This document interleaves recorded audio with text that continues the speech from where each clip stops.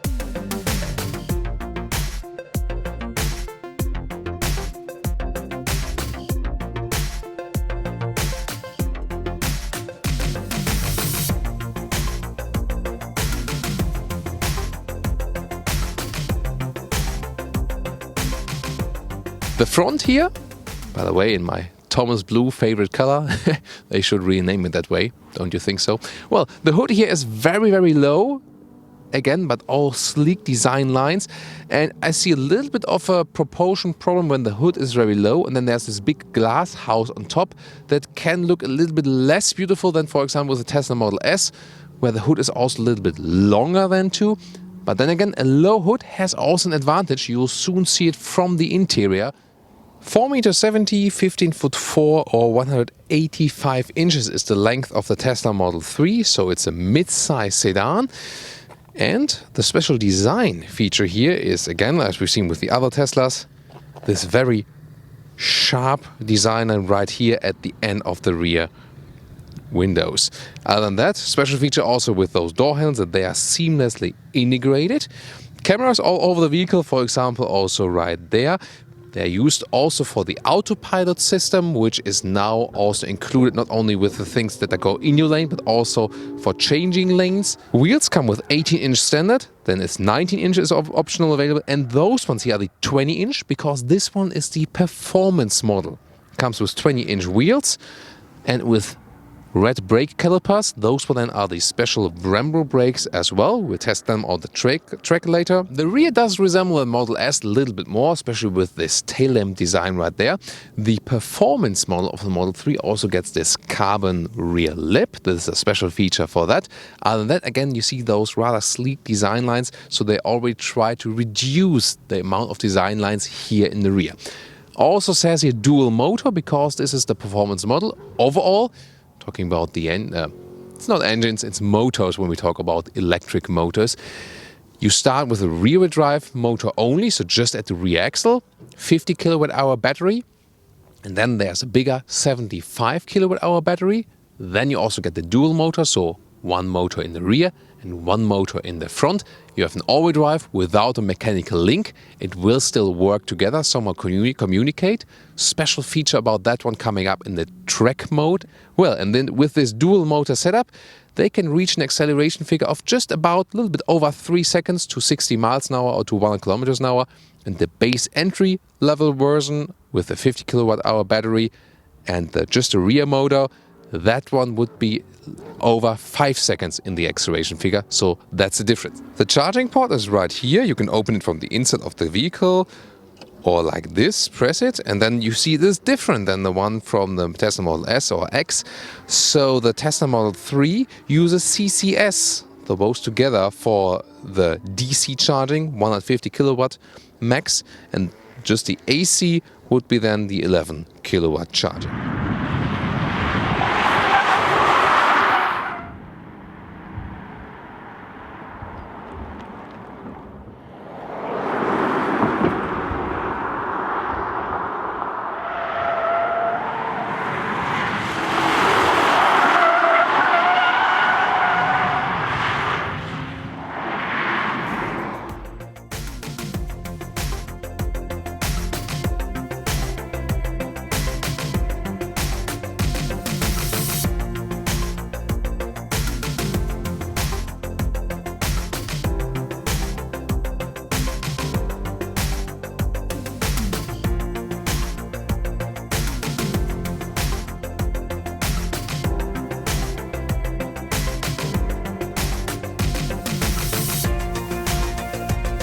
So when you get to the interior, you usually press your thumb right in there and then you open it like this.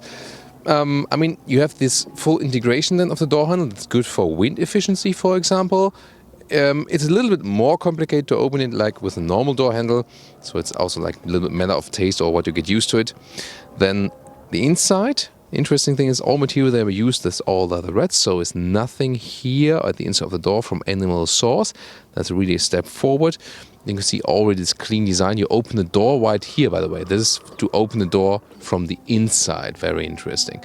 Then the interior is also kept pretty simple because, for example, here you have this white interior, then you have this white inlet right there, and also the white full leatherette seats.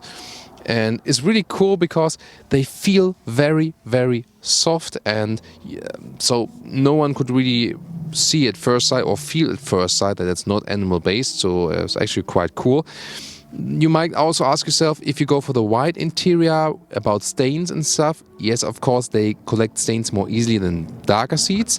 However, they can also be wiped quite well, so it's not too big of a problem then. And I mean, I would always go for those ones. It just looks so cool and so much more amazing than the black ones. But again, it's of course just personal taste. Which one would you go for? The steering wheel, you can see, is also kept quite clean and simple. This is the whole scheme of this car, this simplistic layout. In the lowest position, let me put it in the lowest position just for a second. I'm 1.86 m or 6'1", and that leaves still plenty of room up to this panoramic roof, because this one is not one you can open. It's a gone-through panoramic roof, but then it also ensures you quite a lot of headroom. Now welcome to this very clean interior overview. You see just a horizontal stress here, then this 15-inch screen is the central of the vehicle. Speed will be just displayed on the top left part, and everything that, almost buttonless, everything clean. The steering wheel is way smaller in diameter than with the Model S and Model X. It also fits to the smaller car, and also when we, for example, use it on the racetrack. Why not? Again, just those two knobs here to do like some controls. On the right side, for example, here for controlling the volume. On the left side here, you can also activate the voice input. Now here to the screen details. I mean, when you look at this map here and how fast it's reacting, it's one of the fastest responsiveness we've seen in all the automotive industry. And look at the resolution. This is really amazing, and it also shows the CPU power. Really very cool. And of course, you can see a lot of it. It has more this horizontal view. If you compare it to the X and the S, would have more this vertical layout. Again, the speed will be displayed right there. You could open the front or the trunk and the charging opening. Phone will be connected. We have Bluetooth for the phone function and so on. No Apple CarPlay or Android Auto function for the Teslas. But most of the stuff is also okay then with using the Bluetooth function.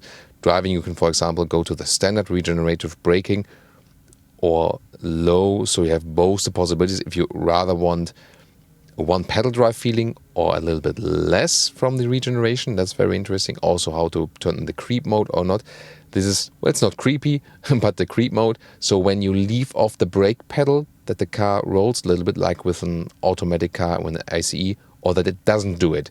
So you can pick that on your preference. Very interesting. Display changing brightness, for example. So a lot to play around here within the system. The glove box you can open right there. The temperature you would change actually at the lower part. This will always stay that way. Also seat heating. So it is somewhat easily accessible, but not so much while driving. I think it's easier here to put like AC 22 degrees Celsius or then the according equivalent in Fahrenheit and leave it like that while driving. That's how it's also set out to, because if you would do a lot of stuff here in the big screen while driving, indeed that might be distracting. So let's get inside. Here in the rear, I have the seat as I would be driving with my 1.86 or 6'1". And since this, you're really close to the panoramic roof, but you can sit exactly here also with 4 tall adults, so I have some space above my head. Also knee room. That's also totally fine. So the using of space here due to this electric platform is actually quite good. But then again, for example, when you open the door, this is like a very sharp corner right here. And this would be actually where you quite often tend to touch the car. So again, one detail they need to fix. I hope Tesla engineers are also watching right now, so they can address, for example, details like those. So sitting here in the middle seat in the rear is actually quite cool. I mean, you have also sufficient headroom. It's also quite soft from the seating. Of course, the outer seats are more comfortable, yes. Isofix, by the way, at the outer seats. But since I don't have a middle tunnel here, I don't have to put my feet next to my neighbors. I can really have them central, and also the middle console has some space underneath, so I can really put my feet right here. And now what about the trunk space we have here available?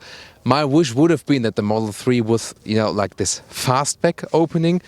Have to wait for the Model Y, the smaller SUV or mid-size SUV that will be coming up on the very same platform. Then here, there's the hatch. Somewhat limited, but I think, it's quite far here, so you can very well access it.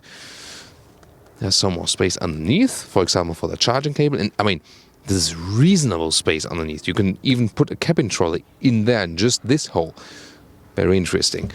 There you can see the rest.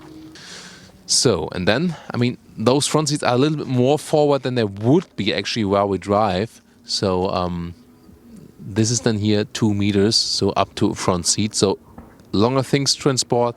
Well, and then there's even more luggage space here with the front trunk. And here for a comparison again, this is again the white interior, together here in this case with a black vehicle on the exterior, black paint. And then we have the black interior, so you can pick those two. This one here with the black or the dark seats. And you have this combination then, for example, with the matte wood.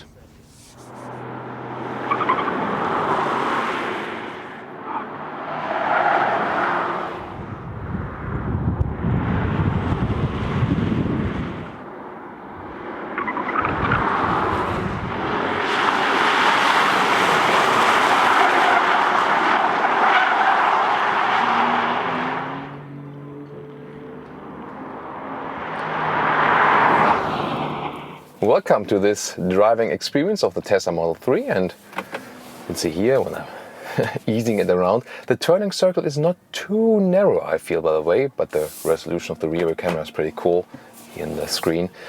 I will not start in the track mode because the first thing I'll do is the 0 to 100 kilometers or 0 to 60 miles acceleration. And the thing is, it does not matter here if I'm in track mode or not for the acceleration. Then for the next exercise, I will turn on the track mode. So now check the speed, kmh, so kilometers per hour, and I'll just hammer it through. Beware. It's like, a C63 power performance wise. Let's go.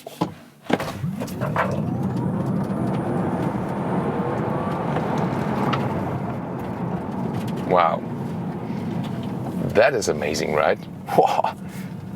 That's really like spaceship alike, and also, again, like an M3 or like a C63. And here this is like a wet circle, and when I'm in the standard mode, all those assistance systems, they just keep the car in lane. You cannot do anything basically. You cannot slide the car around, maybe just a little bit, but you hear the brakes are being, the tires are, everything is tight. So, and to turn on the track mode, you have to stand still. Put it to P here on the right side, then go here to the track mode, yes, confirm. So now I'm in the track mode. But the thing is, normally with other performance cars, the stability control would be just drawn back. But here even more systems are active, but since we have then more torque on the rear motor, I can actually slide the car out a little bit like this, you see here. So it is actually possible then to play around with this vehicle. The thing is, it does not convey, see here, the systems are still somewhat active, or as I said, it doesn't draw it back, there's more stuff active.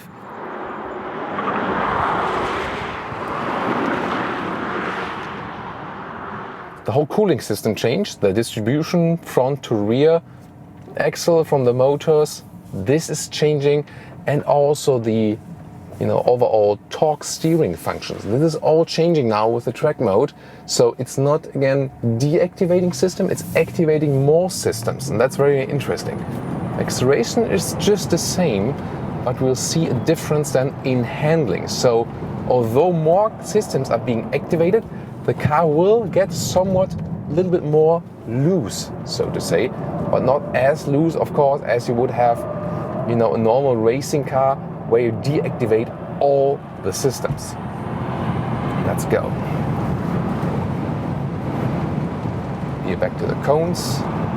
Hard braking. You feel that those tires have been working on quite a lot. And you might also pick it on camera that I can work the car a little bit more. I feel that the rear end is giving me a little bit more room to play. And when I apply some throttle, the rear end comes around a little bit more just. Slow corner right here. When I accelerate out, then I feel I have a little bit more agility. And that's what this track mode is for. Now here, really hard on the throttle and on the straight. And look how fast we can pick up the speed. And well, do I miss the sound? Of course, it's very spectacular to have the sound here in the race car then. But you can have a lot of fun even without the sound. It's very interesting here, the first electric racing episode we're having here on Autogefühl. So yes, you can have a little bit more fun, a little bit more loose feeling in this track mode indeed. But again, it's no comparison as you would have with turning off all the ESC systems in like an M3 or like a C63 or something. So that's really something different. One of the biggest difference is really the suspension, because I'm a fan of rather soft suspensions for everyday driving life, but for the racetrack, this suspension here does not give you the suitable racing response. I think you can also pick that up on camera. Very impressive ride, definitely, and together with some modifications, I think, for like suspension, especially suspension modifications, I think you can really make this one a great track car. Definitely has the potential for that. So, last corners for you without any reporting. Just enjoy the corners and the, well, non-engine sound, rather the squeaking tires.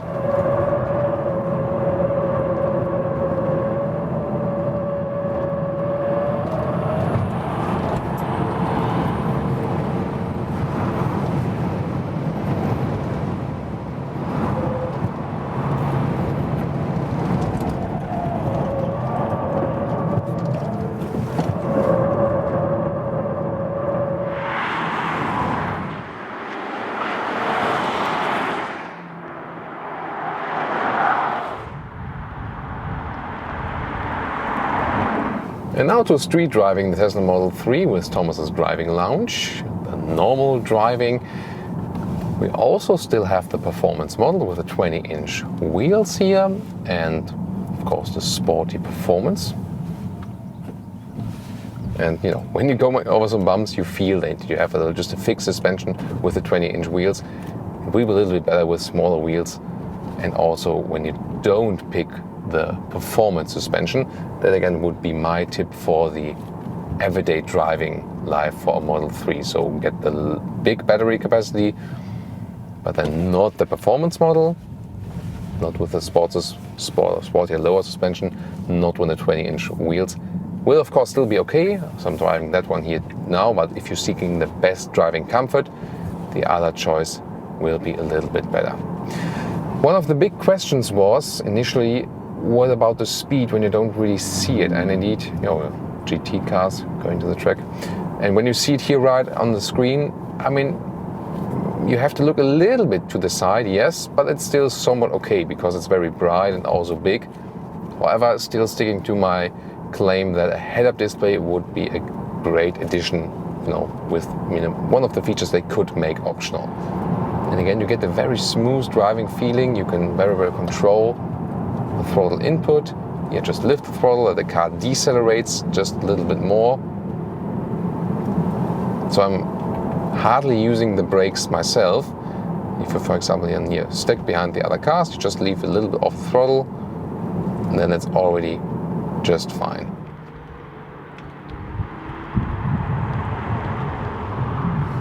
So I just checked the car infotainment system and saw that this car was built before the current specs, so this is not equipped with the Autopilot system. Every new vehicle you buy will be automatically equipped with the Autopilot, and as I said earlier, not only with the base one, but also with the extended one now that also can do lane changes and everything. Again, you're supposed to keep your hand on the steering wheel at the moment still. The fully autonomous version is not yet regulated. So first technology will be ready for that, and then probably after that the regulations for that. And well, I actually had to reset the consumption meter after we were going to like some up and downhill and so on, and now we were like 15 kilowatt hours per 100 kilometers, and that's exactly the EPA figure. That's really amazing. So that would be as promised, both in kilometer and miles range. That would really mean that you have like some 14, 15 kilowatt hour per 100 kilometers, maybe even a little bit lower, or some like 23, 24 kilowatt hours per 100 miles. That would indeed mean a range here for the bigger battery of 300 miles or almost 500 kilometers. That's pretty amazing. So especially the regeneration seems to be even more efficient now, and also especially when you keep it on the chill mode and really just smooth ease through traffic. And now to our conclusion for today with the Tesla Model 3. There's so much I can tell you about this vehicle, even in the conclusion, even if I have to take a short summary. The exterior is definitely very sleek. The design, is of course in the front a little bit Porsche-alike, yes, but they also have formed their own identity. I think, to me, the Tesla Model S, because it has this longer hood and so on, looks a little bit sleeker. But then again, this very flat hood you have there in the front also is good for the visibility from the interior. The interior, very simplistic. I like this very clean styling. It's a totally new and unique approach, just with this central monitor and basically nothing else. Really good that we're almost getting rid of all the animal-sourced materials, more sustainable, more animal-friendly, and of course better also if you think about allergies and so on, because less chemicals are being used. So definitely they are stepping ahead there in a lot of different ways. On the other hand, there are still some parts with questionable build quality. I mean, we can just say that out loud. That's, you could see that in little details there. And I raised this question earlier. There's still some squeaking tires here from the racetrack next to us. So I raised this question earlier. What's more important, to have like a very clever concept overall, or to be very good in the details? Well, I think it is somewhat more important to have the base concept with a very intelligent one, and that is this vehicle. It's a great concept. You have a nice interior with a good space offering. You use this electric building platform. Trunk and the normal trunk is really large considering it's a mid-size sedan, and of course a quite efficient electric drive overall. That works pretty well. They really have to pay attention to the details now if they want to keep it up with the premium competition. But I think this is, on the long run, a problem that can still be solved. And driving-wise, it was very nice to drive it on the road. Again, this simplistic interior calms you down, together, of course, with a silent EV drive. I really love that. On the racetrack, well, it was very performant in a way that the acceleration is really awesome. You have this instant torque, that's it with the electric vehicles, and also the different electric motors they have been using also with the new motor detail I told you earlier. So this was very impressive. However, the agility as for the cornering, of course, the car somewhat comes to the limit right there. It's not thought out to be that main competitor of an M3 or C63. I think overall, very unique and interesting vehicle. But now I want to know, what do you think about those different aspects we have covered? Please join our discussion in the comments, and also join us next time at Autogefühl.